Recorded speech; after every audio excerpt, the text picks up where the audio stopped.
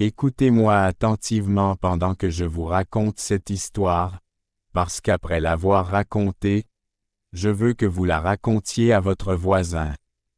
Ce même jour, 2 disciples de Jésus se rendaient à pied au village d'Emmaüs, à 7 kilomètres de Jérusalem.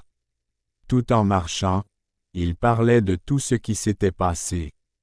Pendant qu'ils parlaient et discutaient, Jésus lui-même arriva soudain et se mit à marcher avec eux. Mais Dieu les empêchait de le reconnaître.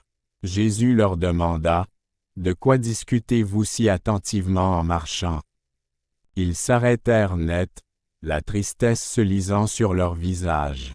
L'un d'eux, nommé Cléopas, répondit, « Tu dois être le seul à Jérusalem à ne pas avoir entendu parler de tout ce qui s'y est passé depuis quelques jours. » Jésus demanda, « Quelle chose ?»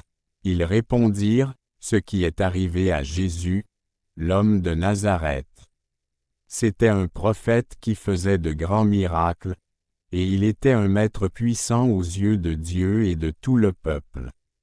Mais nos grands prêtres et autres chefs religieux l'ont livré pour qu'il soit condamné à mort et ils l'ont crucifié. Nous avions espéré qu'il était le Messie qui était venu sauver Israël. Tout cela s'est passé il y a 3 jours. Des femmes de notre groupe de disciples sont allées au tombeau tôt ce matin, et elles sont revenues avec un rapport étonnant. Elles ont dit que son corps avait disparu et qu'elles avaient vu des anges qui leur avaient dit que Jésus était vivant. Quelques-uns de nos hommes sont sortis en courant pour voir et, effectivement, son corps n'était plus là, comme les femmes l'avaient dit. Alors Jésus leur dit, « Vous êtes fous, vous avez tant de mal à croire tout ce que les prophètes ont écrit dans les Écritures.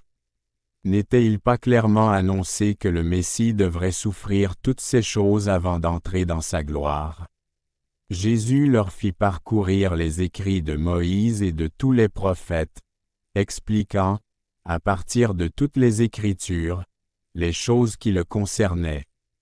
À ce moment-là, ils approchaient d'Emmaüs et de la fin de leur voyage.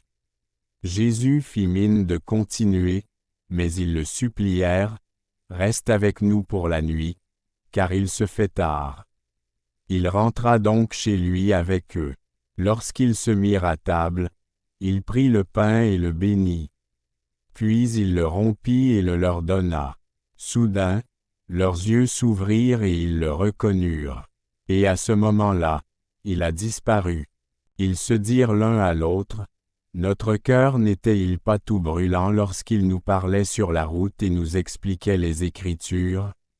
Dans l'heure qui suivit, ils reprirent le chemin de Jérusalem.